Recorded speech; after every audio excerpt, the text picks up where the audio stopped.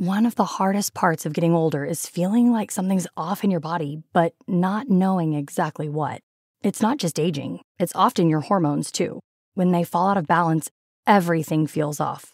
But here's the good news. This doesn't have to be the story of your next chapter. Hormone Harmony by Happy Mammoth is an herbal formula made with science-backed ingredients designed to fine-tune your hormones by balancing estrogen, testosterone, progesterone, and even stress hormones like cortisol. It helps with common issues such as hot flashes, poor sleep, low energy, bloating, and more. With over 40,000 reviews and a bottle sold every 24 seconds, the results speak for themselves. A survey found 86% of women lost weight, 77% saw an improved mood, and 100% felt like themselves again. Start your next chapter feeling balanced and in control. For a limited time, get 15% off your entire first order at happymammoth.com with code NEXTCHAPTER at checkout. Visit happymammoth.com today and get your old self back naturally. All you homeowners have unique needs. Some feel the need to paint their door a vibrant shade of blue. Others have the need to decorate their bathroom with fish, anchors, and other nautical items. And because each homeowner has unique needs, Geico helps you get the right coverage for your home and what's in it. That way, you get exactly what's right for you, even if your needs are unique. Get more with Geico. Coming up on episode 272 of Wheel Bearings, we've got updated software for the Lucid Air, the Nissan Z, the Toyota GR Corolla. Somebody is still putting money into Faraday Future, and some new Porsche EV news. All that and more coming up next.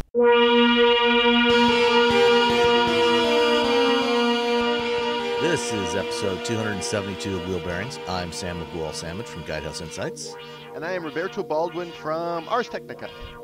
All right, and we're actually recording this the day after I recorded yesterday with Nicole, episode 271, because she's on her way to LA right now to do what you were doing yesterday, which is driving cars for World Car of the Year, right? Yeah, we passed each other in the sky. I don't know if that's actually happened. I think I got home last night. I think she left this morning. Yeah, I think so too. And then while she's in LA, she's also going to hit up the LA Auto Show to see what little there is to see there. And then we'll, on our next episode, hopefully all three of us will get back together again and we can talk about some of that stuff. But back together, getting the band back together. But in the meantime, what have you been driving? So I have been driving yesterday I drove a lot of cars. But I can't talk about all of them. And so first I'm just going to talk about the car that's in my driveway right now, and that is the Nissan Z. Mm-hmm. This is, the Z, the Fair Lady, whatever you want to call it. It's Nissan's longtime sports car. You have the Roadsters, you have the 260Z, the 280ZX, Z's from the beginning of time, as far as Nissan. Or at least since 1970. Yeah, as far as Nissan is concerned, or Datsun at the back in the day, it's a rear-wheel drive. It's a sports car. It starts at $40,000. It has 400 horsepower, 350 foot-pounds of torque. Obviously, I got the manual. If I hadn't got the manual, I would have been very upset because there is a section of cars that require a manual, and I think it's this sort of enthusiast sports car that costs less than $50,000. It's the Miatas, the BRZs, the Corolla GR or GR Corollas, the Nissan Zs, and so on and so forth. So these are these are a very special set of cars because these cars aren't going to sell a lot. You're not going to sell a lot of these cars, but the people who buy them are very passionate. So a lot of people, I've had people following me in this vehicle and taking video. I've had people waving to me, giving me a thumbs up. What color did you have? I got the blue one. Ooh, I like that color. Yeah, so I got the blue one. It looks it's a very pretty car. My wife says it's pretty. She likes the way it looks. My wife is very, very, she is not easy to please when it comes to cars. I will come out and look at this cool car. She's like, no. So if she likes it, then that's a thumbs up. Good job, Nissan. It is as a driver's car, it's fun. You're gonna have fun. You can that back end will you can loosen it up. You can break that free. Well, it's got correct wheel drive. Yeah. Drives the rear wheels and rear steers wheels, with the fronts. Yeah, exactly. So it's you can break out the back end. It's a manual transmission. It has everything that you want from that sort of vehicle. And so I'm very happy because Nissan, again, I think I've said this again and again, for years they were just seemed to be lost in the weeds. They were essentially the car that you got at the car rental place, and this is a nice return to form. It's it's exactly what it needs to be, except and here's the thing is that I'm saying except because I'm thinking about other people. For me, it's not really that big of a deal because I own a BRZ, which has the worst infotainment system on the planet. You can plug in an iPhone. That's the best thing you can do. It doesn't have CarPlay or anything. But anyway, but the Nissan Z, the infotainment, everything kind of feels a little old inside. It doesn't feel like they put their best foot forward when it comes to the layout of the interior. Especially when it comes to like infotainment and the controls. When you have it does have auto climate controls, but when you turn the little dial, nothing. There's no digital number. There's no nothing. There's like a little 60 and like a teeny tiny little 75 on the middle dial, and it's so small. It's actually kind of like, what is that? And you're like, oh, that's the temperature, and you turn it to like what temperature you want. So that's how you sort of like, oh, well, I'm right here between 60 and 75, so I'm at 70 degrees, that sort of thing. And there's like, all the little buttons in the climate control are actually a bit, the labeling is a bit too small. I think there's that's sort of an issue. The infotainment system feels dated. It works. You can, and you're just gonna plug your phone into it, so that's fine. That said, that's not really what these cars are about. I think some people are gonna take, they're gonna be like, oh, this isn't really that nice, or this isn't. That's get an Audi. Really, is what I'm telling you. If you're looking for a performance vehicle that also has this very nice infotainment system, get an Audi, get a BMW, If you're looking for a manual transmission, I feel like the trade-off is you're just gonna the interior stuff, the controls don't matter. It doesn't. To be honest, as long as your primary driving controls are in the right places and work, everything, shifter, pedals, steering wheel, you're good. That's it. That's all you need, and that's what it has. It's I've been driving it for a little over a week. I think it has cruise control. I don't know. That's the thing with if you have a manual transmission, I just don't even bother with cruise control or just because first of all I don't really like cruise control on its own. Adaptive cruise control and manual transmission just seems like a recipe for failure. So it's a fun back roads, cruising around town, impressing your friends, having people come up to you at the gas station saying, "Hey, how do you like it?" And then me explain to them it's not my car, but blah blah blah, giving them essentially the same spiel I'm giving you now, except in 5 seconds. It has launch control. It's a fun car. It's it is definitely a driver's car. It is not the car that you buy for someone who just wants to kick back and get from point A to point B. It's for someone who wants to lean forward and have that driving experience. Again, it's the Miata, the BRZ, the GR Corolla, I guess now the M2 BMW crowd. It's the people who are keeping the manual transmission alive. Those folks. And there's a lot of people are always like, oh, millennials, Gen Z, Gen whatever, they don't know how to drive manual transmission. They're buying these cars with manual transmission. Yeah. So, they kind of do. A few of them are. Yeah, a few of them are. Not as many as I would like. But if you are an adult in their 40s or 50s and you have children and you didn't teach them to drive a manual transmission, this is all your fault. If you're a parent and you didn't teach your kid, you're the problem. I don't ever want to hear you complain about how manual transmission is a Gen Z theft deterrent. No, you created this problem. Also, go buy manual transmission cars. That's my spiel. I've done both. I buy manual transmission cars. I try I I attempted to teach both of my kids to drive a manual. One successfully, the other one not so much. And so I did what I could. That's all you can do. And also, if you don't want to learn how to drive a manual transmission, that is totally fine. There's literally no reason for you to if you don't want to do that.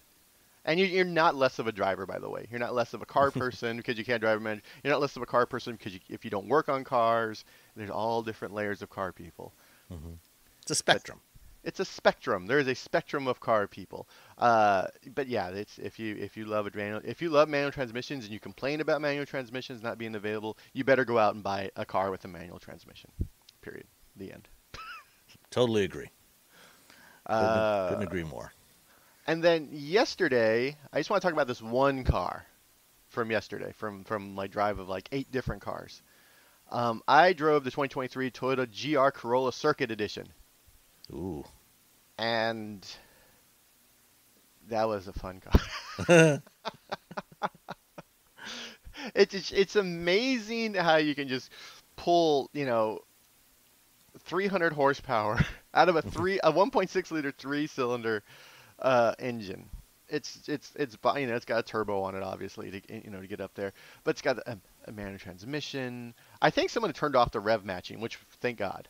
I'd rather just do that myself. The rev matching on the Z, the rev match. I'm like enough. If rev matching is cool and fun, but it's funner if you kind of learn how to do it.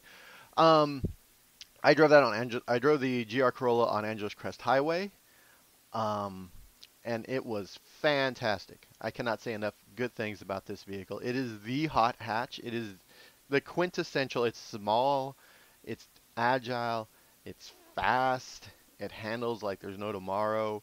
It is ridiculous. Everything about this vehicle is ridiculous, and I want one so bad.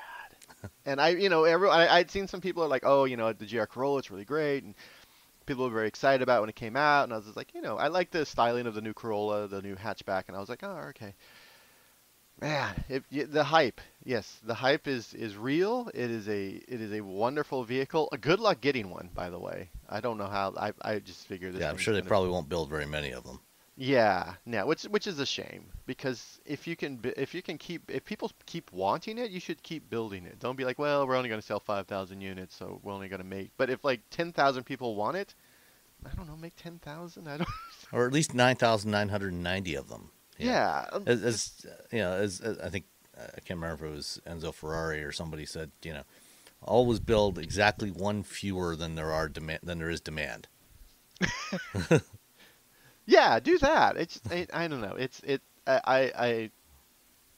I feel like Toyota has there's the spectrum of Toyota is pretty wide. You have these very solid, slightly boring cars.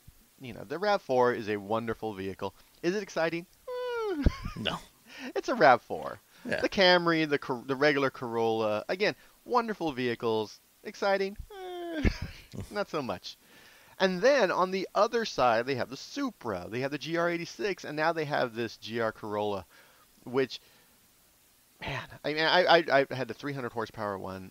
You can get, but I think they start at 30,000. This one starts at 43,000. So you're paying a premium for that extra horsepower. But even the $30,000 one, that is a. Well, you also get a carbon fiber roof on the Circuit Edition. That's true, but it's Torsen diffs at both ends. It just looks like your roof is dirty all the time. And Torsen diffs are great, especially on that back road, on that Andros Crest Highway. That thing was just tearing it up, and it's such a that's the teeny tiny wheelbase is about as long as my arm. Yeah.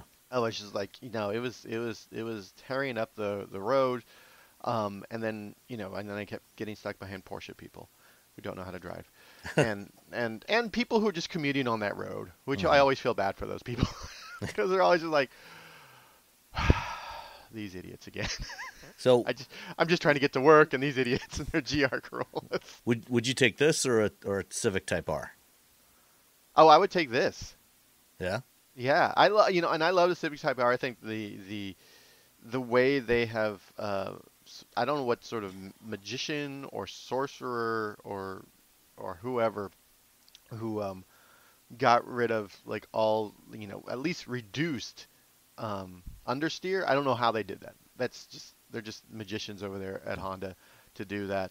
But this is something else. This is something very, very special. I don't think we're gonna. I mean, are we gonna get something like this again?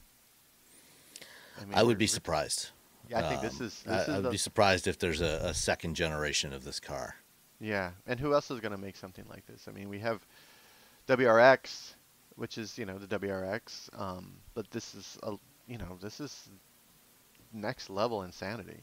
And when it really comes down to it, you got stuff like the Golf R, which is kind of a very different kind of car from this.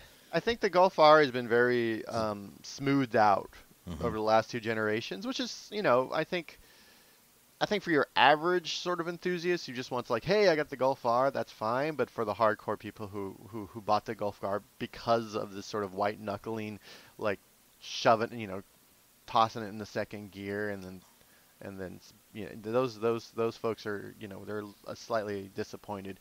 I prefer the GTI at this point over the R now. So do I, because it's lighter and more nimble. Even though it doesn't have as much power, it's easier to throw around. The Golf R has so much capability that it almost feels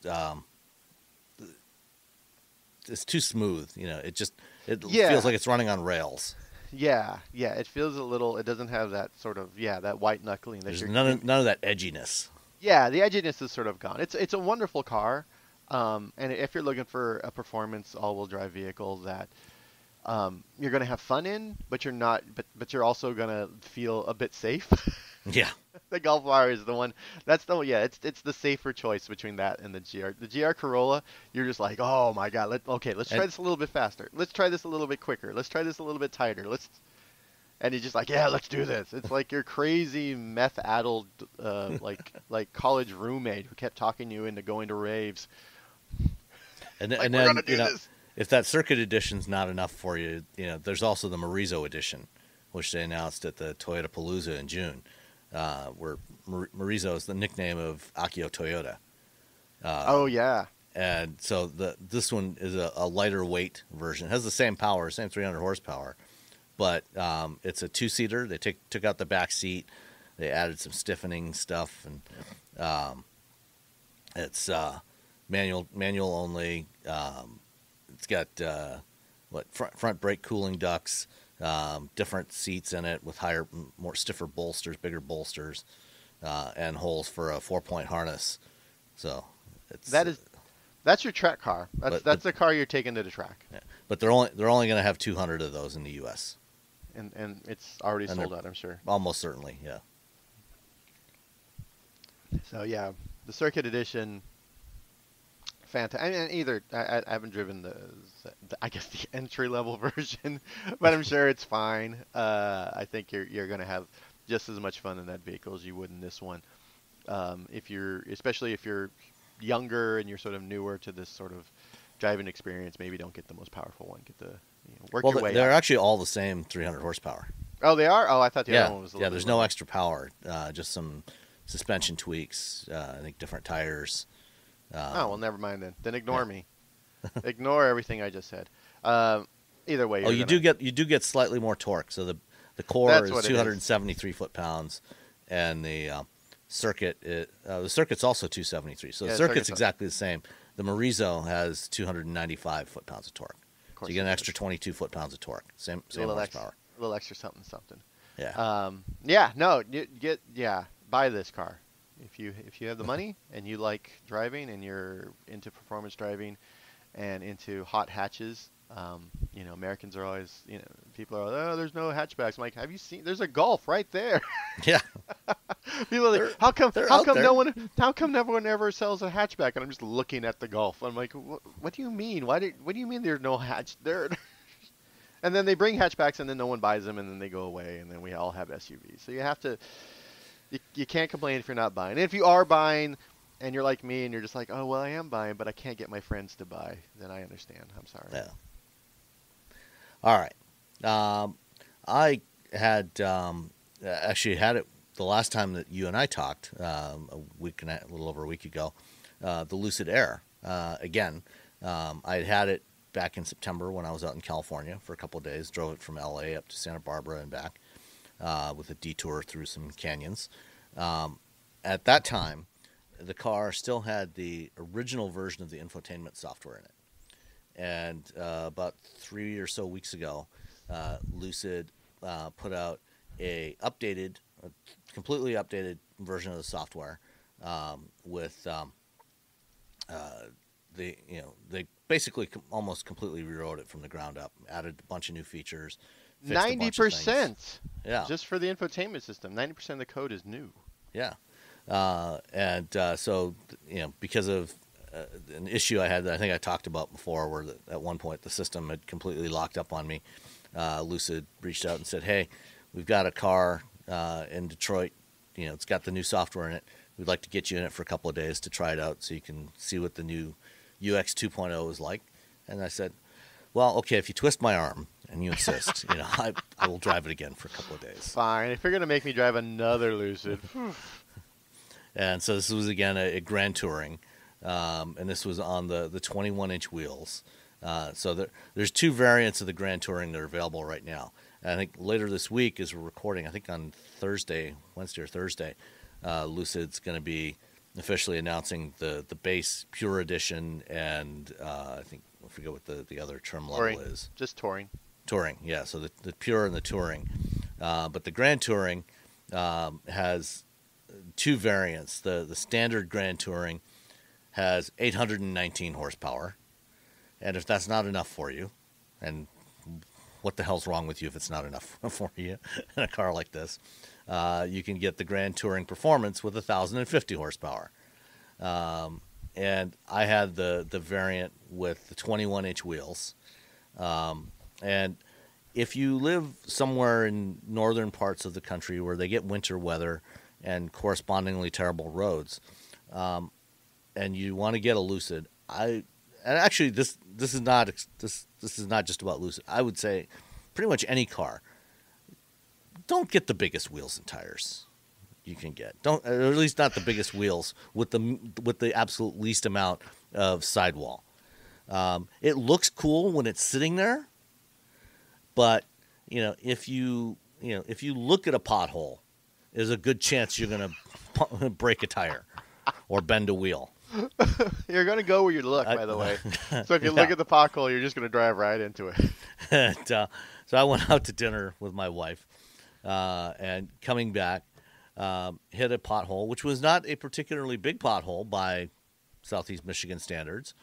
And then I heard this hissing sound. What is that sound? And I slowed down, and it slowed down a little bit, and I stopped, and the hissing kind of stopped, and I got out, and I looked at the left front tire, and I saw that, ooh, that's not good. It had gone a little bit flat, not too flat, because with so little sidewall, there's not much room for it to kind of flex out and look flat. It's just a rubber band over a tire, pretty much, over a wheel. And I wasn't far from home, so I managed to. I crept along, at about 10 miles an hour to get home and get into the driveway, because I didn't want to leave it in a random neighborhood. And then sent an email to my contacts at Lucid and at the fleet company that brought it over and said, "Hey, you guys don't happen to have a spare wheel and tire for this thing, do you? Because if not, you're going to need to bring over a flatbed on Monday when you come to pick it up." And this was on Friday night. It's always the worst when it's like on the weekend. Yeah, so Dave got back to me and said, we can get a mobile service unit out to you tomorrow. And so mobile service van came out. It was based in Grand Rapids, which is on the west side of Michigan. I'm in the southeast side of Michigan. It's about a 2.5-hour drive away. Oof. But he had to stop by Coldwater, Michigan, to pick up a wheel and tire, and then come to my house. And so they finally got here about 2 o'clock in the afternoon. And he was actually, while the last time you and I were recording, he arrived and was changing that tire.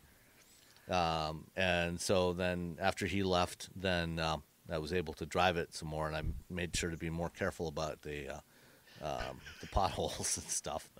And I took it out on Sunday morning for a couple of hours and drove around. and had a lot of fun with it. Really enjoyed driving it. And the new software is definitely a big improvement. I mean, you also had a chance to drive it with UX 2.0. What did you think of it? It is such an improvement because I've driven a bunch of Lucid Airs over, I don't know, however long it's been. About a year. Yeah, about a year. So I live in the Bay Area. I've done a lot of it. Just happened to do a lot of exclusives with Lucid before. So I'm on their short list essentially, which isn't a brag. It's just why I've driven the car so often. And yeah, I remember the first car reviewed like this. You push a button and then something. You wait a little bit. Yeah. Like sometimes it would go, and then sometimes it'd be like, hey, you need to hold on. And they were very forthcoming. They're like, hey, this is pre-production. This is kind of. And then the next vehicle was production, and it's still like it needed. You could tell it needed something. It wasn't. It wasn't Volkswagen. ID4 at launch bad, but it wasn't. Great. And now, with the new rewrite, it's so much quicker. And a lot of this has to do with the guy who's running it is from Apple. I mean, he's like, I know over-the-air updates. I know how these work. I know how to write. I have to write stuff for an iPhone, which millions and millions of people have to use, and it can't be like janky. It has to be quick. It has to be fast because you're going up against Android and I guess at some point BlackBerry and Windows. But yeah, so it is so much quicker than it was before. In my time with it, I think I had an hour and a half, and I was just like clicking around like crazy, just trying to see if I could get it to slow down. And it there's very little latency. They also moved those buttons over to the left-hand side, those sort of hot buttons. They were on the right-hand side, which was sort of weird. So it was great for the passenger. Hey, can you hit the and so they moved that over. They moved the button to open the front over to the left hand. They made a bunch of adjustments based on feedback from customers and based on just sort of like looking at it and be like, oh, we thought this was a good idea. Turns out, let's do this instead. And so it's good. You have to keep moving, especially in any company. If you're not moving, you're dying. Is really what it comes to. So if you're not learning, if you're not moving, then you're doing yourself and your customers a disservice. So I think it's like they could have just sped it up and then just left it how it is and said, hey, you know what? We know what's best. Instead, they like sped it up and listened to their customers. So, but yeah, no, I agree. It was definitely much better. The one kind of complaint I still have is that you've got the upper displays, the cockpit panel, I think it is, where you've got the little set of controls on the left, the instrument cluster, and then your main infotainment screen. And then there's what they call the pilot panel, which is the other touch screen that at the bottom retracts into the dashboard below the vents. And then you tap on it, and it comes out and tap and flips down, and gives you some extra screen real estate there. Mm-hmm. And the one thing I would still like to see them change is offer the ability to have different things on the top and bottom screen, because right now, if you are in navigation, you get on the lower screen, you'll get kind of an overview of your route, and then the zoomed in version on the upper screen. If you go to media controls, you get some media controls on the top, and then other stuff, media related stuff down on the bottom screen. What I'd like is to have let's say navigation control, the navigation view on the top, and then the media controls on the bottom, or some combination of two different things. Yeah. So I want to be able to control media and see where I'm going at the same time. Exactly. And I'm sure they'll probably say, well, you also have navigation on the dash cluster. I'm like, no, that is not the. I want two things. You got two screens. Two screens shouldn't be run by one thing. Yeah, right.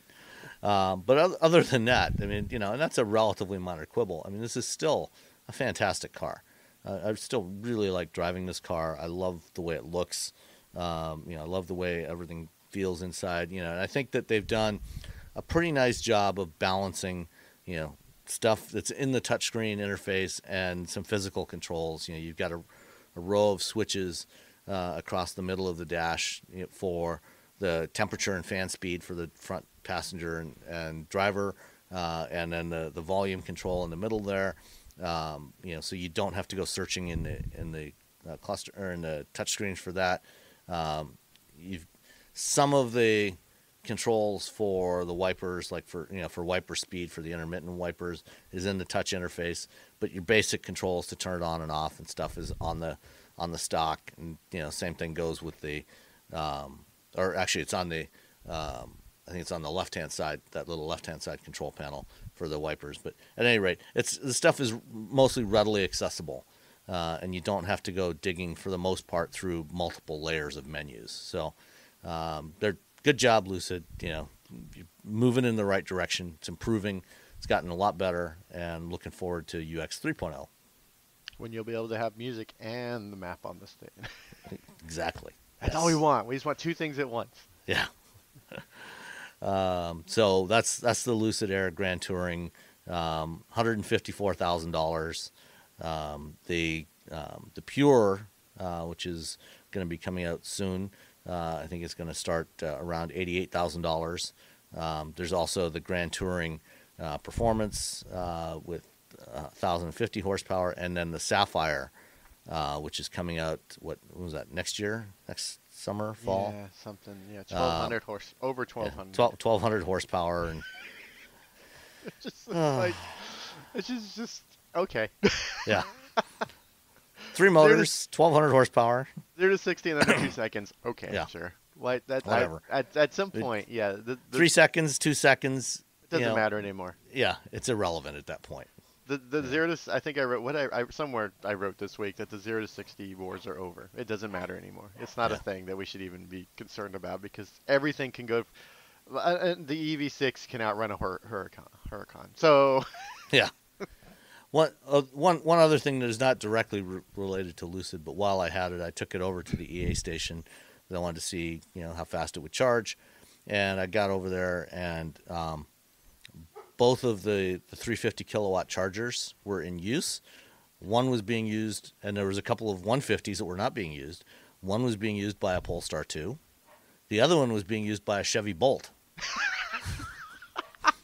It's the Chevy Bolt is the one. That's the one you always talk about. Like, yeah, you're going to get the 350. There's going to be a Bolt sitting there. I love the Bolt, but it only charges at 50 kilowatts. It only charges at 50. And maybe if you're Don't lucky, use the 350 kilowatt charger if there's a 150 available. This really comes down to people not understanding how with their charge rates, and when automakers push back on me asking how fast does it charge, and they only give me the time. Oh, it goes from 5% to 80% in 15, 20, 30, 40 minutes. I'm like, no, what is the number?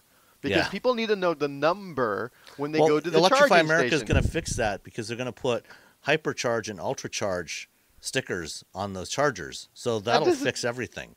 It only fixes it on their end. It doesn't fit. Which I still can't remember which one's faster. Neither do I. Is one should be or ultra? One should be one should be fast, and the other should be hella fast. That's how, because you're oh, okay, I understand. This is fast plus or something. But yeah, when automakers don't give or don't readily share the charge rate of their vehicles, they're doing everyone a disservice, because you end up with Chevy Bolts. Plugged into 350 kilowatt 350 kilowatt chargers. That's what happens. Just tell us what the charge rate is. And people are like, well, I've never cared about it. I'm like, yeah, but when you go to a charge station and you realize that your car that charges at 225 kilowatts is being blocked by a Chevy Bolt, then you're definitely going to realize, oh, that information should be given out to everyone from everyone, because in the real world, it does matter. Did you know you can support Wheel Bearings directly? Head to patreon.com/wheelbearingsmedia, and you can become a patron today. Your contributions will help fund the platforms and tools we use to bring the podcast to you. And exclusives and improvements are already on the way thanks to your generosity. So if you want to be part of an automotive podcast like no other, head to patreon.com/wheelbearingsmedia. We've updated the Wheel Bearings merch store, and now there's a whole bunch of new choices, new colors, new styles, T-shirts, sweatshirts, hoodies, hats, mugs, travel mugs, stickers, aprons, tote bags, you name it. You can get your Wheel Bearings merch at shop.wheelbearings.media. Go check it out. That's shop.wheelbearings.media. Smartphones have gotten way more expensive over the past decade, and all it takes is one impact on a hard floor to make you wish you had spent a few bucks to put a case on it. Going online without ExpressVPN is like not having a case for your phone, and it only costs a few dollars a month. Nicole, Robbie, and I travel a lot for our work, and we spend a lot of time in hotels, coffee shops, airplanes, and of course the Delta Sky Club. Connecting to the Wi-Fi in any public places with shared Wi-Fi puts your data at risk because bad actors could be intercepting what you send and using it to steal from you. It only takes some cheap hardware to intercept Wi-Fi data, and even a smart preteen can do it. Hackers can make up to $1,000 per victim selling personal information on the dark web. ExpressVPN stops the bad guys by creating a secure, encrypted tunnel between your device and the internet. ExpressVPN uses state-of-the-art encryption that would take a supercomputer up to 1 billion years to crack. I have ExpressVPN on all my devices, including a MacBook Pro, Windows laptops and desktops, and Android and iOS phones and laptops, or tablets. When I want to be secure, I just launch the app, click once to connect, and my data is secure. As I said, I travel a lot for my work, and I have to connect to countless public Wi-Fi networks in many countries. I have ExpressVPN on all my connected devices so that whoever else is on the same network can't see any of my data. That's important because I often have to check banks, credit card accounts, and transmit client data that might be sensitive, as well as filing articles on news that might be under embargo. ExpressVPN protects all of it, and I've been paying for my own account for years. Secure your online data today by visiting expressvpn.com/wheelbearings. That's expressvpn.com/wheelbearings, and you can get an extra 4 months for free. expressvpn.com/wheelbearings. Are you feeling overwhelmed by hormonal changes? If you're a woman, you're not alone. With over 1,000 hormone disruptors in our environment, it's no wonder things can feel out of balance. On top of that, natural changes like PMS, menopause, and other life stages can leave you feeling tired, irritable, and trapped in a constant battle with your body. But here's the good news. You don't have to suffer through it. Hormone Harmony by Happy Mammoth is here to help. This herbal formula fine-tunes your hormones, balancing estrogen, testosterone, and even stress hormones like cortisol, which can contribute to weight gain, racing thoughts, poor sleep, and more. With over 40,000 five-star reviews and a bottle selling every 24 seconds, the results speak for themselves. Ready to feel like yourself again? For a limited time, get 15% off your first order at happymammoth.com using code NEXTCHAPTER at checkout. Visit happymammoth.com today and get your old self back naturally. All you homeowners have unique needs. Some feel the need to leave up holiday decorations year-round. Others have the need to use their garage as practice space for their new metal band. And because each homeowner has unique needs, Geico helps you get the right coverage for your home and what's in it. That way, you get exactly what's right for you, even if your needs are unique. Get more with Geico. Apparently, there's still somebody out there who thinks that Faraday Future has a chance of surviving. The future. That Faraday Future is the future. Evidently, according to Automotive News this morning, they have signed a deal to raise up to $350 million as they look to roll out the FF91. The company said that financing from an affiliate of Yorkville Advisors Global, starting with an initial commitment of $200 million, will give it financial flexibility to start production and deliver its cars to customers. Yeah, we'll see. Advisors Global. Let's just do a quick search on that. Since 2001, so it's not like they've been around. Flexible solutions. Yeah. Right. Shareholders last week approved a reverse stock split after the company received a notice. One of the things, when you're a public company, if your share price drops below $1 a share for 30 straight trading days, you start to get emails from the stock market from the stock exchange saying, "Hey, you better do something about your stock price, or we're going to have to delist you." And so that was the case with Faraday, and they approved a reverse stock split. So that means that they're going to combine shares that are So I'm not sure what the current share price is, but say it's 50 cents a share. If it's a 10 for 1 or 1 for 10 reverse split, that'll bump the price up to $5. So that'll keep them on the on the listing for at least a few more weeks until the price drops again. So it's such a they're still the fact that they're still around just is it sort of boggles my mind, because I remember when The Verge did a piece about they were just sort of falling apart, and they immediately had us all down to their headquarters in Hawthorne, I believe, or Torrance, somewhere in LA, Hawthorne or Torrance, somewhere around there. And we walked through, and they had a row of desks, but they're all like right next to where we were walking. They're like, oh, all this area where there's nobody right now is where we're going to expand. And they went down, they showed us the car, and we walked through, the whole the headquarters. Oh, it was Gardena. This is right here in the article, is where their headquarters was. And we looked around, and they just kept saying how, like, oh, we're doing this, and we're going to do this all in-house. We're going to do all this in-house. We're going to do everything was going to be built in-house. And the automotive reporters were just like, what why? I guess because that's not how you build cars. You have to outsource for a lot of things. You can't build every single thing in-house. You have to order things from tier 1 suppliers. That's why they're tier 1 suppliers. And they were just like, no, we're going to build it all. It was like, and by the end of the tour, based on all the stuff they had shown us, the car felt like it was going to be $350,000. It felt like it was going to be a $350,000 car. And you're just like, do these people know what's going on? Do they understand how to build? It felt very much like someone had given them some money, and we're going to make a car. It'll be fun. It'll be great. But yeah, it felt, and since then they've gone through like 12, 15, 25 CEOs. And I don't think anyone who works there now worked there when I went on the tour. So it's an interesting, it's going to be a fun Netflix documentary is what I'm telling you. Yes. Or maybe a Hulu miniseries or something. Or a Hulu miniseries. From the creators of the We Crashed. Yeah. Yeah, I remember a couple of months ago reading, Abigail Bassett wrote a piece in ours. She had a chance to go for a ride in the prototype or pre-production car at Monterey Car Week this summer. And she was not impressed.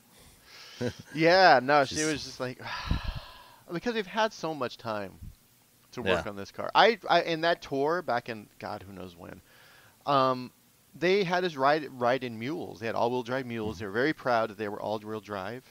And they're like, yeah, they're all-wheel drive. And of course, the car people, the first thing that popped out of my mouth was like, oh, like the Honda Prelude. Because remember the Honda Prelude in the 90s had an all-wheel drive version. Yeah.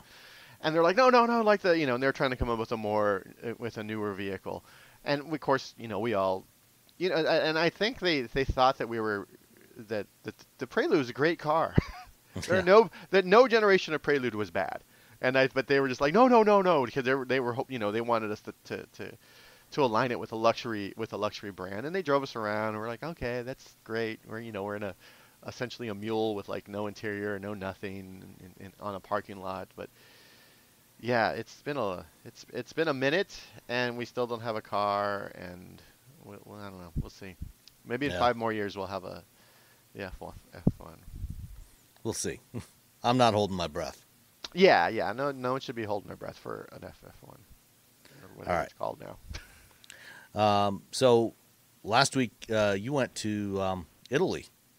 I went to Italy, and I spent the entire time with Germans. It was it was funny because I got there and I had dinner with some Germans, and then I was there with the German automaker, and then when I got to the room, the TV was in Italian, and I was very confused.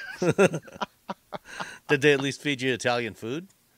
Yeah, I guess they had some Italian food or something. It was a very, very quick trip where we ate at the hotel, and I'm gonna share a little bit of information with you, viewers. Every hotel in the world has the exact same menu. Yes. I don't care what country you're in. I don't care if you're in Europe. I don't care if you're in Asia. I don't care if you're in Africa. I don't care if you're in the United States, Canada, Mexico. Everyone has essentially the exact same menu, and it's all that same level of just like, it's food. Yeah. Well, and that's especially true, if you're on an automaker trip, and they have a dinner, because no matter what restaurant you're at, hotel or outside of the hotel, no matter what's on the normal menu there, they'll have when you sit down at dinner, there will be a card there with the menu for that dinner, and they'll have salad, some appetizer, and then you'll have your choice of some form of beef, like a fillet, or some steak, a chicken dish, and usually a fish course, and then maybe a vegetarian as well, and then dessert. And you select if you want chicken, fish, or beef. It's just like a wedding. Yeah, pretty much. I'm flying around the world going to a wedding. Is what you'd be at a three-star Michelin restaurant, and those are your choices. And it's pretty much the same thing every automaker trip you go on. Yeah, sometimes you'll get lucky. Good. Yeah, it's usually good, but it's very nice sometimes when they take us away from the hotel and they go to like a local restaurant. You're like, yay, and they're just like, here's the menu. But most of the time you're just Anyway, so I'm in the hotel. I didn't have an exciting Italian adventure. I did get to drive the Taycan around Italy, so that was nice. But most part I was at the Porsche Experience Center in Italy, and they showed off their PPE, their upcoming PPE platform. And they talked about what it means for, the PPE is going to be for the Macan and the Cayenne. I always want to say Cheyenne because I was doing a drive program once, and me and Steve Ewing kept making a joke about the Cheyenne. Was it a Cayenne program in Cheyenne? It was a Cayenne. No, it was a Cayenne program here in the Bay Area. But it's in those people are going to be like, oh, those aren't real Porsches. The A, because they're SUVs, and B, because they're going to be EVs. They are real Porsches. If you've driven a Macan or a Cayenne, it drives just like a bigger, taller Porsche. It's not a the reason Porsches cost so much is because you get in a Porsche and drive it, and you'll know exactly why a Porsche costs so much. So they talked about PPE, talked a little bit about, and we talked about Formula E, the Gen 3 with the 99X. I got a ride in the GT4 E Performance, which is their electric race car, which is they're going to use as a test bed to inform them on building EVs for their race car customers. There are people who just buy very expensive Porsche race cars that they take to the track, and that's what they do. Overall, it's a lot of people are there. A lot of automakers are sort of like, well, this is our platform, and we have one platform, and Porsche has a couple platforms. They're sharing these platforms with Audi. PPE especially. They have the sports car platform, which will be for the Cayman. And then they have another platform, which escapes me. You get Cayman and Boxster and Cayman Boxster. 911. And 911 will likely be a hybrid. Okay. It's going to be the 911 EV is not something that we should be looking for, is what I've been told. Just because it feels like the 911 is a very special vehicle. And because it is special, they could, I think they're going to try to keep an actual engine in that vehicle as long as possible. And Porsche's been doing a lot of work with biofuels and synthetic fuels, so I think that's where they're going with that vehicle.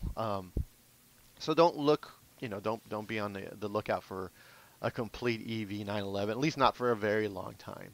I think the Cayman. I'm very excited about a Cayman and a Boxster. EV, especially after riding the GT4 E Performance, and I know that's like the craziest. Yeah, they showed that one at the LA show last year. Yeah, I know that's the craziest of the crazy of vehicles, but it's Porsche. Their whole deal is, how do we make this a Porsche? And that's, with the Taycan, I really believe that when the Taycan came out, all the chassis engineers at every other automaker drove the Taycan and went, oh, man, let's go back and fix that thing. Because it drives, it's such a wonderful driving experience for a big EV, to be honest. I mean, it's a big sedan or it's a big wagon. Mm-hmm. And so, I saw the Mule, the Macan Mule. It's not what the Macan's going to look like, the Macan EV. But they showed us the Mule. They gave us some information about how, they're making sure they're actually putting the rear motor behind the rear axle in order to the Macan EV? The Macan EV, to get a little bit more rear bias driving, because that's how Porsche thinks. Yeah. They're like, everyone else is like, we're going to make an EV and it's going to be nice and we'll just throw some So suspension. Porsche's like, if we move the engine a little bit behind here, it's going to get a little bit more weight back here. It's going to get a little bit more rear bias as you're driving, so you get more of a Porsche experience. That is how Porsche builds cars. And that's how because with an EV, usually the battery spans most of the distance between the axles, and that's the biggest chunk of weight. And so you usually end up with something that's pretty close to 50-50. Yeah. And so Porsche's like, yeah, we're gonna change it a little bit. We're gonna move it over here to the back, and also get rear wheel steering, which is nice. Which I am a big fan of. Any large vehicle, any large SUV at this point, if you're not putting rear steering on a anything luxury or expensive, anything above $50,000-$60,000, you're messing up, is what. Yeah. Because once you go rear wheel steering on some of these vehicles, these large vehicles, you're just like, I can't see how I could do anything else. It was pretty impressive. And then they also showed off, I said the 99X race vehicle, which they designed based on what they were told to make. Which right. is, it's Formula E, it's like Formula One. They're like, okay, you have to make this car like this. And then you have to adjust it within your, you have the parameters, and then you design your car. Yeah, well, with Formula E, the way it works is there's a spec chassis that everybody uses. Everybody gets the same chassis, but manufacturers can create their own drivetrain. And as you said, there's some specs, on maximum power output, and there's also a spec battery, and within that though, they have some leeway to try to optimize efficiency, because that's really important in a race car. Because if everybody's got the same amount of battery capacity, if you want to go faster, you got to use less energy to do it. And yeah, it's sort of crazy because the amount of power that was sent back to regenerative braking on the Gen 2 vehicles was 250 kilowatts. So you slam on the brakes, and the most amount of power you send back to the vehicle is 250 kilowatts, which is essentially the charge rate of that vehicle. Now it's 600 kilowatts. So if you slam on the brakes, you can get up to 600 kilowatts back to the battery in that vehicle. So they were saying that now the amount of power that was used in the race was like 25%, and now it is 60. It was 40%. So it went from 25 to 40% of the amount of power. So when you're racing around, 25% of that power that you're using to finish your race was from regenerative braking, and now it's going to be 40%, which is a huge jump. So that's. I mean, you're going really fast and you're slamming the brakes pretty hard, but it's still, it's all these little things are really, it's interesting. And Formula E is only 45 minutes long. You just race until you. So it's a sprint. Yeah, it's a sprint. And there's a lot of passing. There's a lot of bumping into each other. It's a very aggressive race. And they only have a certain amount of test days they can do. And so none of the test days involve them running into other cars. So they did all this stuff to the car, and someone is like, well, what happens if you run into the other car? We're like, I guess we'll stand there. They're just like, kind of put their hands in the air, like, well, we'll see. Hopefully it'll be okay.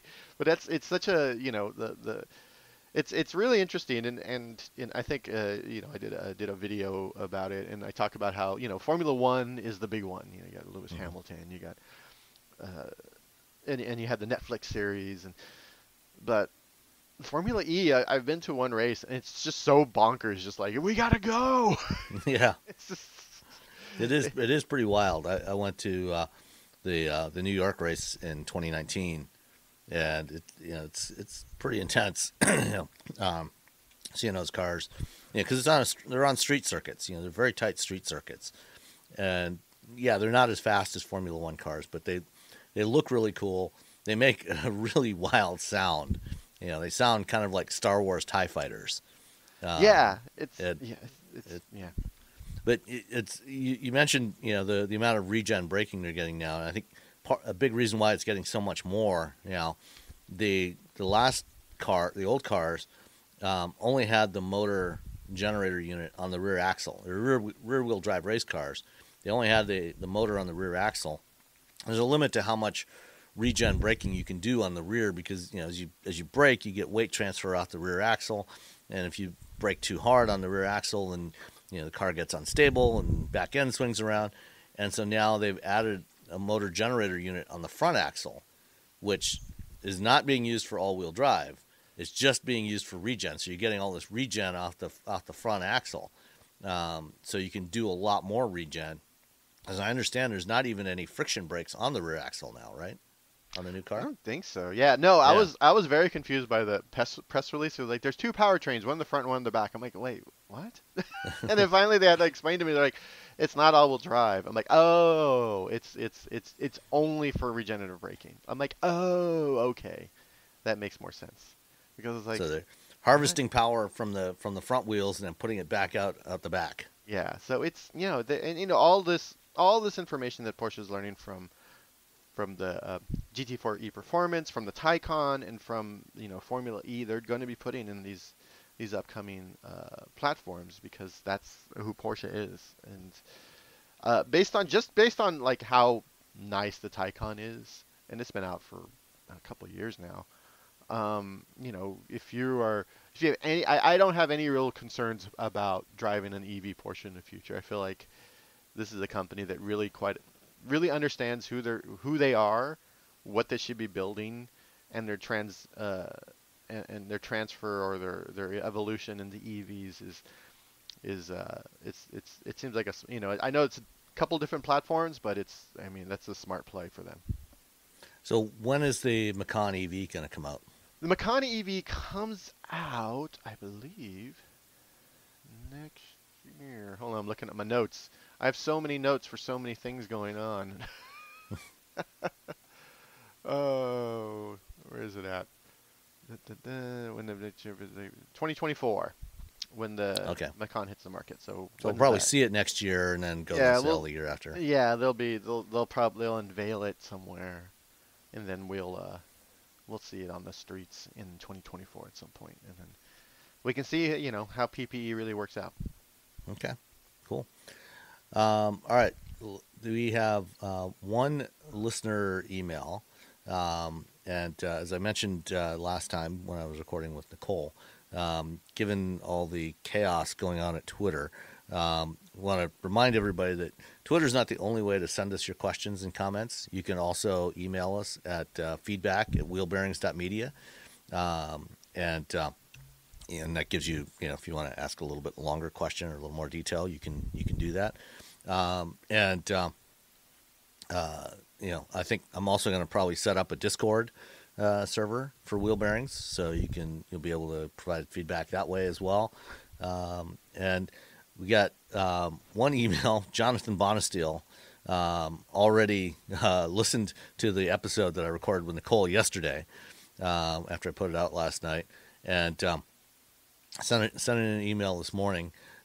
Says, enjoyed the episode last night. Realize your focus is not e-bikes, but wanted to share that there are very nice ones at a bit lower price point. Because one of the things I talked yesterday about, I tried out some e-bikes at the Electrify Expo in Austin, and they were all priced between about $4,000 and $6,000. Oh my gosh! Yeah, I got 10 e-bikes, no, 8 e-bikes in my garage right now. They're all under like $2,000. Why do you have so many e-bikes? Because I'm doing an e-bike roundup for okay. USA Today. So right. E-bikes are dope. All right, sorry, carry on. Anyway, so John says, my wife and I have had VanMoof X3 bikes for 2 years, and they're great. All in with a theft recovery system that promises that they will track down a stolen bike and return it to you or replace it if they can't find it. They were around $3,000 each, so that's quite a bit cheaper, and it sounds like you've got some that are even cheaper than that. And I was looking around, there's something like Rad Power bikes you can get for between $1,000 and $2,000. Yeah, I got a Rad Power in the garage right now. Yeah. So great design, and the boost is all you need for the hills around Ann Arbor or San Francisco. The newer models are even better. With the trails around Ann Arbor and Ypsilanti, I guess Jonathan lives not far from me here somewhere. I tool around all over the place and love it. And on Volvo, we replaced our 2017 XC90 last week with a 2023 V60 Cross Country Ultimate, and we're very happy. You both are right on the movement away from physical buttons, which annoys me at times as well. On the V60, a couple of changes supporting our argument. I used to really like a manual dimmer wheel for the display. That's now gone, and you have to use the menu system to change it. Didn't try the Hey G word to do this, but perhaps this is the solution. Yeah, and I haven't tried that with Google Assistant to see if that works. I know you can adjust climate control and things like that with Assistant, but I don't know if you can do things like dim the cluster. He says he'll try later. Also, there used to be a button on the center stack of buttons for the glove box. Interesting choice, but I like the quirkiness of it. Now on the V60, it's back to a regular manual latch. Boo. Great car though, and I love the mild hybrid drivetrain. So, I will say that manual buttons for glove boxes are actually pretty nice, because if you get in an accident and you have to get information out of the glove box, if the car's going wonky because you're in an accident, or if you get pulled over or you get pulled over, you're like, hold on, I gotta play Minecraft on my car in order to get to the thing. One aside, when you use navigation with CarPlay, the map section in the center of the Speedo TAC display goes completely dark. That's something I didn't try out. I'll have to try that on the next Volvo I get, because when you're using the Android Automotive system, it shows Google Maps in the instrument cluster. So I guess and now it supports CarPlay as well, but if you're using Apple Maps or using maps from CarPlay, then I guess it turns off the Google Maps in the cluster, and it doesn't. It has no way of showing you the Apple Maps as an alternative in there, which is unfortunate. Hopefully that's something they fix in the future, and I'll make sure next time I talk to somebody from Volvo I mention that to them. I will say that Apple is sort of a pain to work with. If you're anyone, working with Apple is very, very difficult. So yeah, I think So I'm just gonna throw that out there. Yeah, I mean, it probably would be difficult to impossible to get the Apple Maps stuff up there. As an alternative, they could just leave the Google Maps display in the cluster that just shows you where you are. It's not going to show you a route if you're using Apple Maps from CarPlay, but it can just keep displaying the Google Maps display. Yeah. I think the how they have it set up in the Volvos, the Android, it's really nice because it shows you charging stations along your route. It does all those things you kind of want it to do anyway. So, and then you can still do your text messaging with CarPlay and listening to your random music or your podcast in something that you're used to. Yeah. All right. While we're on this topic, one thing I did forget to mention about the Lucid is it's even with the new UX, it still doesn't have support for Android Auto or Apple CarPlay, but it does have a bunch of apps built in, media streaming apps built in. So you've got Spotify, Tidal, there's a couple other ones. Pocket Casts is actually built in there. So you can use that. You can log into your Pocket Casts account if you've got one, and just get all your podcasts downloaded directly into the car, and it'll sync up with if you're using Pocket Cast on your phone or tablet or computer, it all syncs across there. So that is handy. Yeah, and a lot of people using Spotify, a lot of people using Tidal. Apple Music would be nice, but again, it's Apple, so it can be. But they have all the Apple people there now. So. Right, and Apple does have deals with some automakers to include an Apple Music app in there. I think Porsche, BMW has Apple Music in there now on the new 7 Series, and I think on the X7. I think it might actually be just on everything with the iDrive OS 8 version has that on there. So. Yeah. All right, that's it for this time, relatively shorter one. I do have an interview that I recorded with Daniel Weisland, who's the president of Audi of America. I recorded this with him a few weeks back, and so I will tack that on here now, and we'll say goodbye until next time. Bye. Bye. It's Daniel. How are you? Hello, Daniel. Pleasure to meet you. My pleasure. I hope you can hear me loud and clear. Absolutely, yeah. It's great. Sam, I'm Wei Wan. I lead corporate communications for Audi of America. I'm just going to sit here in the background while you guys chat. Thank you for taking the time with us. All right, thank you. So, Daniel, as I said, pleasure to meet you. Let's talk about Audi. Where do you see the brand today? What are the highlights of what's going on with Audi today, and then let's dive into where it's going in the future. For Audi, clearly I can say our future is electric, and we are leading the way towards electrification. And there's a good reason doing so, because we all have a responsibility towards our children and grandchildren and protect our planet. Therefore, I think that's a big cause in order to go electrification. So we always say, like, what's good for the humans is also good for the business. And this is obviously our credo and our vision. Today, we are proud that we have the largest product portfolio of battery electric vehicles of any automaker here in the United States. After we launched the Q4 e-tron and Q4 e-tron Sportback, that means we have 5 different models on sale here in the United States. The original e-tron and e-tron Sportback, have been with us now for several years, and the e-tron GT, is doing pretty well for its segment. The Q4 e-tron, it's a smaller crossover electric. Have you actually started deliveries of that vehicle yet to customers?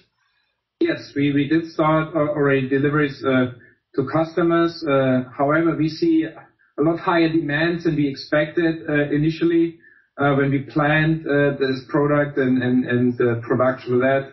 And we're really happy to see that customers really like the car, they love the car. And it's also entry point towards electric premium model. With below $50,000 now you can buy an electric Audi, which is great and will enable us to even, get a bigger, fan base into electric vehicles. How quickly do you anticipate transitioning the entire lineup to electrification? I think it's been previously reported that Audi globally will launch its last internal combustion engines around 2026. What do you see as the time frame for the transition in North America to electrification? That's the same time frame as on a global level, since we also obviously somehow connected to the global strategy and the global launching and the global production. So starting in 2026, we will only launch new vehicles, fully electric vehicles. That still means we have ICE vehicles on sale for a certain time, because until 2026, we still also going to launch ICE vehicles, and our last ICE vehicles will be the best ICE vehicles. So also here we still invest heavily to make sure that we basically lead the transformation of our customers from, call it, ICE vehicles into electric vehicles, because not everybody today maybe is ready to buy a fully electric vehicle. We still have the infrastructure challenges. We maybe still have some, challenges in terms of range anxiety. But I believe in the next 5 years that most of our consumers will follow us into the electric future. Do you see plug-in hybrids continuing to be part of the lineup for at least through the remainder of this decade as well? We will have a few plug-in hybrids, but plug-in hybrids is more a transition technology. It's yes, it gives you both worlds at the same time, but the future clearly is fully electric. Okay. The Q4 is on the MEB platform that's shared across a variety of VW Group brands.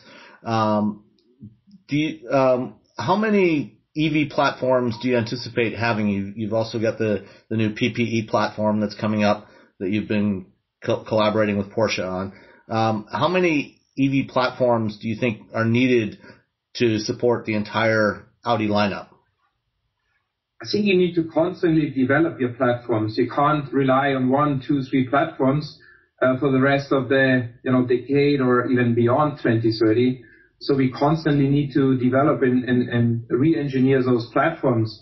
And yes, of course, you need platforms for lower or smaller cars. You need the platforms for bigger cars. You need platforms who can have, are ready for SUVs and some for sedans. So obviously, it also depends on the portfolio, but we try to leverage synergies within the Volkswagen Group. But as I said, constantly develop also those platforms and not rely on 2 or 3 platforms. That's, you're going to see a lot of more development than just the MEB, PP, and then SSP platforms. Okay.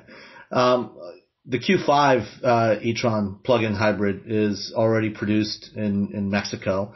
With the Inflation Reduction Act that was passed, there's definitely strong incentives to localize production, and even without that, there are incentives from a business perspective, especially with EVs, to try to localize production to the degree you can, in order to support a corporate move towards decarbonization, less logistics costs, less transportation of materials and things, around the world. Do you see, is an expansion of production in North America, or I guess regional production, something that's in the cards for Audi of America? We constantly do evaluate different opportunities and scenarios. How can we bring more electric vehicles to our customers in a more sustainable way?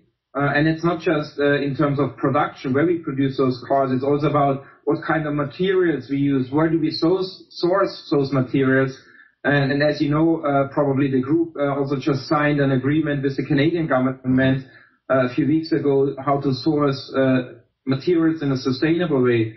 It's also about recycling. So with Redwood Materials, we have a partnership and cooperation also to make sure that we recycle batteries in a sustainable way. And that's, I think you need to look at the big picture, not just where you produce, but again, like how can we reduce the CO2 footprint and become net carbon neutral as a company in total. Okay. You mentioned Redwood, and the deal with the Canadian government, as part of a larger mobility ecosystem, e-mobility ecosystem. A number of companies, are expanding their footprint into areas beyond just vehicle production and sales. Support moving into areas like stationary storage systems, bidirectional charging capabilities, vehicle to home, vehicle to grid. Is that something that Audi is looking at expanding your presence in these other areas of the ecosystem? Yeah, at first I think we look at the whole supply chain, how to make sure that we reduce the CO2 footprint as much as possible. And we also look beyond our, let's say, core business model of selling, servicing cars. And the cars of the future will have the opportunity of bidirectional charging. So ideally, then your car will also be able to charge your house in case the electricity goes down. And I speak for myself, like every other month or so, electricity goes off. Sometimes for a few minutes, sometimes for an hour. And I know that many households have a diesel generator protecting that the electricity completely goes away. And in the future, if the car in your garage can basically, provide the electricity you need for your house, wouldn't that be great? On the one side, you would actually save to buy this diesel generator who just makes noise and, also produce a lot of CO2 emissions. And that's definitely future. So yes, we develop on that and we look at always opportunities. How can we, make this become a better world and again, protect it and make it more sustainable? Speaking of sales, some companies, obviously a lot of the newer entrants into the marketplace, that don't have existing dealer networks, have largely adopted a direct sales model. That's not necessarily something that is that's available to somebody like Audi, where you have existing dealers. But how do you see the sales model evolving in the coming years? I think it's important. It needs to be customer-centric. The customer needs to be at the center of everything we do. And no matter if it's a direct sales model or like I call it the traditional sales model, we need to also evolve and transform ourselves. And we have a lot of discussions with our dealer partners, but our dealer partners are an essential part of our business model also going forward. But on the other side, we need to ensure that from a customer perspective, it's a seamless customer journey, independent if I want to go to a dealer or not. But you should not forget, dealers are very strongly connected to their communities.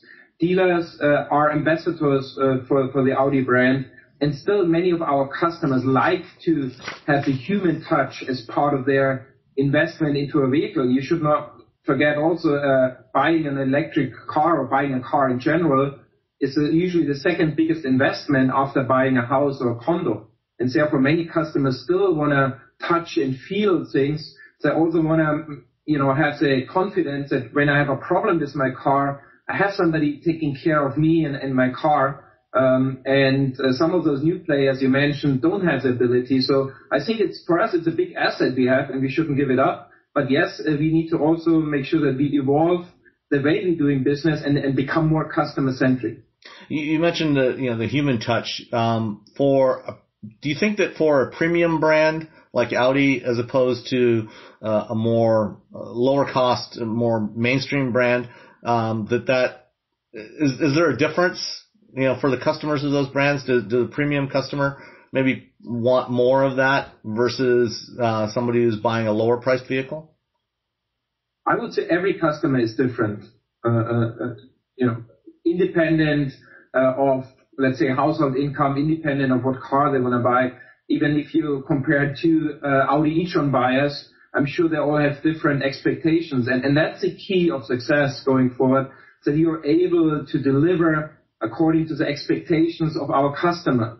And I wouldn't make a difference between a volume brand and a premium brand. Yes, premium brand, in average, I would say our customers have higher expectations than they should, because they also pay a higher price. But also here, every customer is somehow different, and that's always a challenge where a human touch can give you this ideal, individualized customer experience better than you do it maybe on your computer. Okay. One of the things we've seen, especially over the last 2 years, is digital sales models. You mentioned doing sales over the computer. Is Audi going to move further into that sort of digital sales model in collaboration with your dealers, where a customer can go in and configure a vehicle online and do most of the ordering process online, and then take final delivery from the dealer and get their service and training about the vehicle? Yes, we have a clear roadmap already defined with our dealer partners. We launched in July e-deposit on all the electric vehicles. And we're going to start a pilot before the end of the year with certain dealer partners where we have the full online buying process for electric models. And then we're going to continue to scale it and roll it out across the network, across all models. So we have a clear plan to do so because we feel it's important for our customers. Customers want to have the flexibility to do certain things online and maybe in store. And therefore we need to have full flexibility. Yes, it's on its way already. How do you see the dealer model evolving? As you get more into EVs, where potentially the vehicles require less service, less maintenance over their lifespan, and also you start to get into over-the-air software updates, where customers don't have to take the vehicle to a dealer to have a software reflash. How are you working with your dealers to help them make the transition into this new era where they're losing some of the potential revenue streams that they have today? I mean, first and foremost, the most important is to have open communication and a constant communication. I always say to my team, there's no over communication.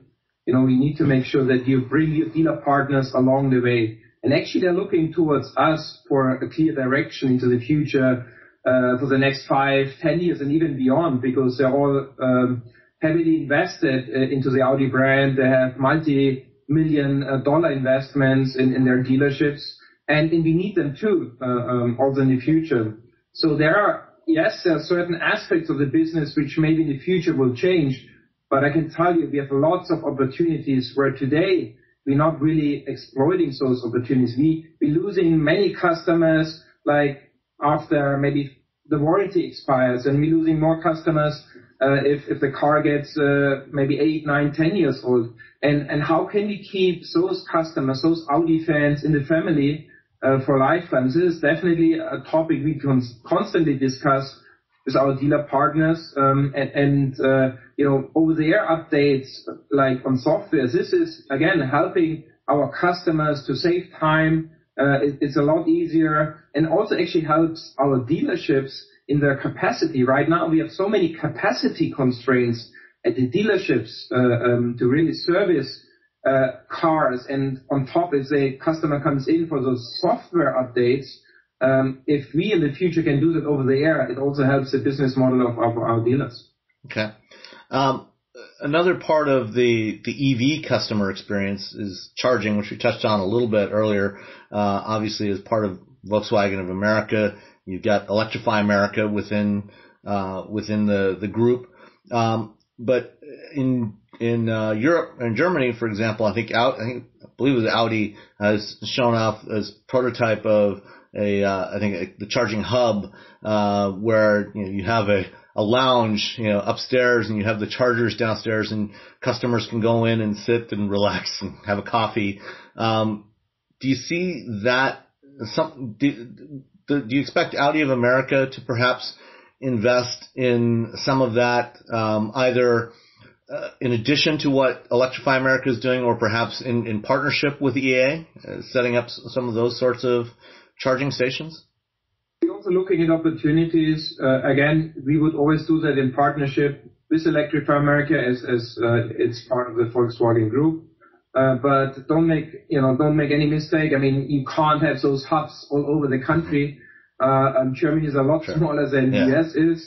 And yes, you might have 1 or 2 or whatever in some metropolitan areas where we think it might make sense to improve the customer experience. But in such a big country like the United States, I think the key element is to have a fast charging network on the highways.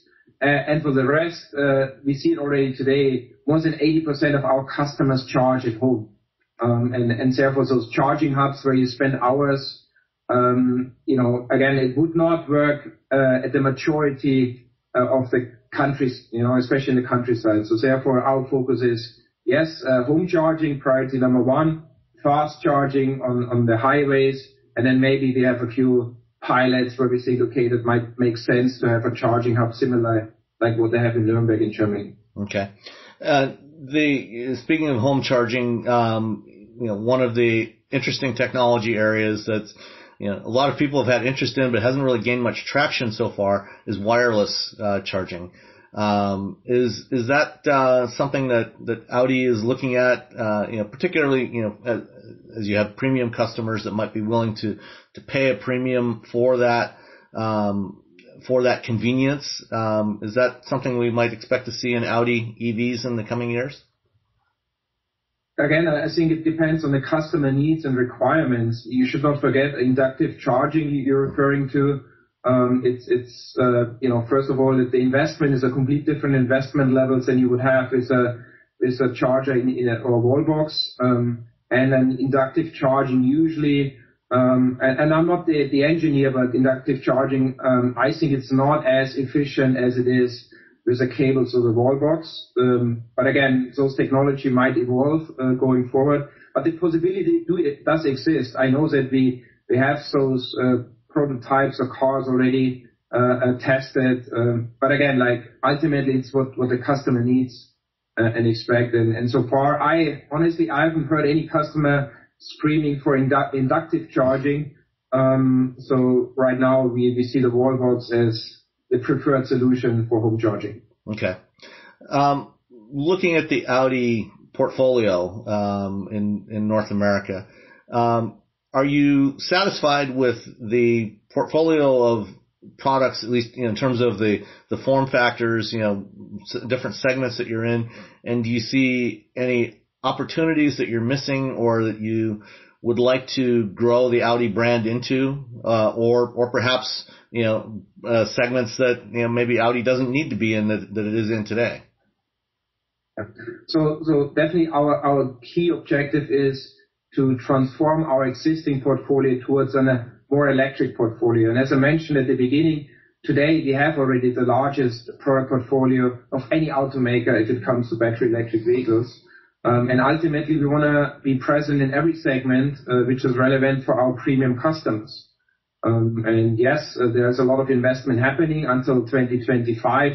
The company will invest 19 billion euro on a global level just for electrification.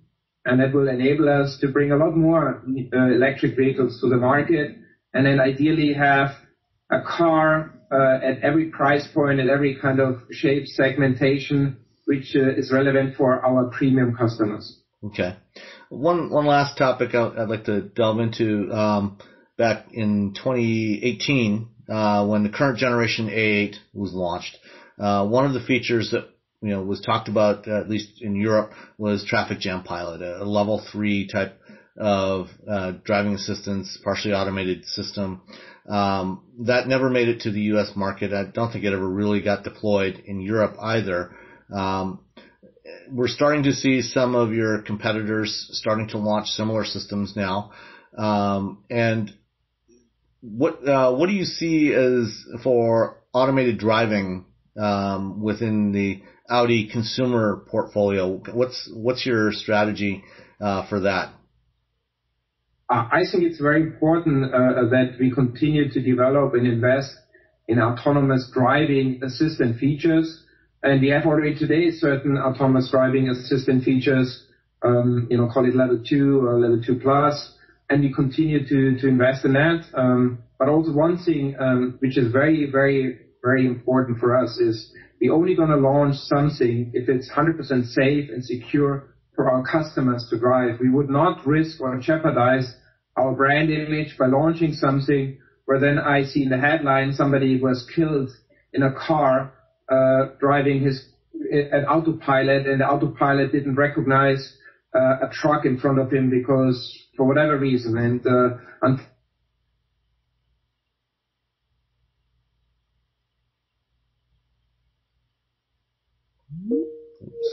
And therefore, you don't always have to be first in everything to market. You need to make sure that, especially if it comes to autonomous driving, so that safety and security is more important than anything else. Okay. Last topic I want to hit is connectivity. Audi, has had built-in connectivity in its vehicles for many years, and this year I think you did a good thing for your customers of some of your older products with your partnership with Mogio to support the transition from 3G to 4G. Another area that Audi's been heavily involved in is testing of vehicle to everything communications. You've had the traffic light information system for a number of years in most of your products, but you've also been working with Qualcomm and other partners on cellular V2X. Is that something you see as coming to production vehicles anytime in the foreseeable future? Yes, for sure. I mean, there's always certain challenges we have. The one challenge you mentioned earlier is that we have already over 2 million cars in the market. And some of those cars obviously were built 5-10 years ago. And, therefore also you mentioned the retrofit on those Moji dongles to enable even some of those older cars to be more connected or be connected. Going forward, yes, our cars will be more and more connected, but also here it's important is the infrastructure, because it just doesn't help if the car can do it if your infrastructure is not ready. You mentioned the traffic light assist. This only works also if the infrastructure is supporting it. It doesn't work everywhere. So we have to go in locksteps with other industries. We have to go in locksteps with government and city development in order so it's really successful and the experience is great for our customers. Because on the one side, you can prepare the car for it, but if you don't have the infrastructure for it, then you might not get the full benefit from a customer perspective. All right. Anything else that you should be thinking about for Audi that we haven't talked about? Look, Audi is leading the way into electrification. I think that's important. We even now pushing the Formula One into electrification. And I'm really proud of that Audi is really leading the way, pushing towards electric future to protect our planet for our generation, for our next generation. And I think we do the right thing, not just for the business, for our brand, but the right thing for the people, for the human beings here. All right. Well, thank you so much for your time today. I really appreciate it. Thank you, Sam. Best regards. And it was nice talking to you. All right. Have a great day. All you homeowners have unique needs. Some feel the need to paint their door a vibrant shade of blue. Others have the need to decorate their bathroom with fish, anchors, and other nautical items. And because each homeowner has unique needs, Geico helps you get the right coverage for your home and what's in it. That way, you get exactly what's right for you, even if your needs are unique. Get more with Geico.